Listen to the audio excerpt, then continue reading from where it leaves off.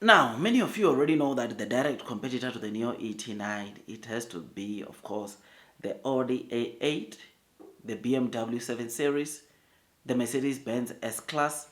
We've got now the Mexetro S800.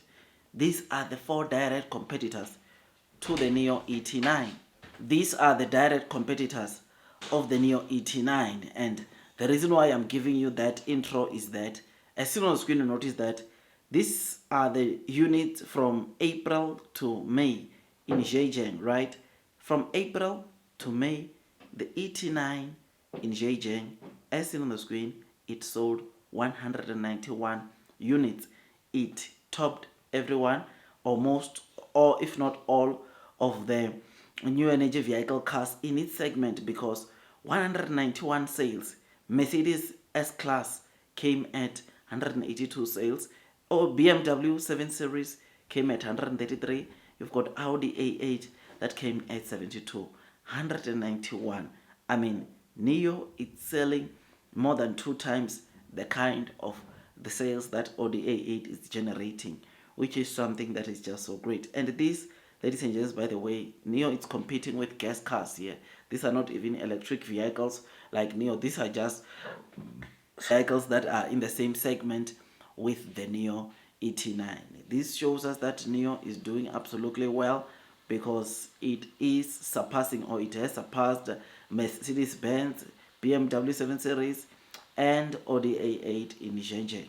Zhejiang, you know that we also touch base on the year-to-date sales that Nio has generated, which puts them on the top spots, which the sales, I think they are over 5,000.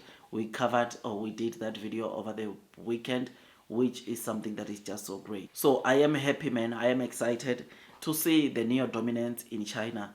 It might not be selling the kind of sales that we want to, but this Nio is doing very, very well. Nio is doing exceptionally well in its segment, right?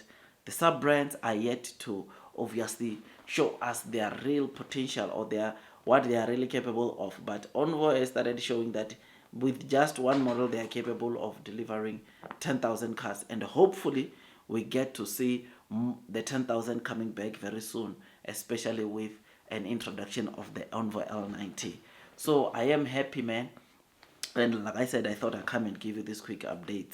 I mean, ET9, it is the flagship model of Nio as I'm doing this video. And by next year, I think there is a flagship called the ES9 that will be launched. Apparently, it's going to be a flagship for the SUV, right? We'll see what will transpire, but like I said, chances are very high that we are going to see that model being more expensive than obviously the ET9, because what usually happens is that SUVs are more expensive than, of course, hatchback or sedans, and it is for that reason that I believe that the ES9 is going to be the most expensive model that you buy under Nio main brand. This is something that is great, and the good thing about these kind of vehicles is that their gross margins, I can tell you now, they are over 30% or around 30%. They are somewhere up there, which speaks volumes about, of course, the impact that they will bring into the gross margins improvement, which is why I've been telling you that Q2 is going to be very much different, because look, ET9 has been delivered for like over the past 3 months, and these 3 months, I can tell you now, Nio has been doing pretty well, and I can guarantee you that gross margins are going to improve. I can guarantee you that net losses are also going to improve, because Nio has been making sure that they implement or enforce this CBU to make sure that they cut down on expenses, at the same time going up in terms of their vehicles and gross margins, which is something that is just so great, something that is very, very amazing. So yeah, man, tell me what you think. I think blue sky is coming. Long term will win.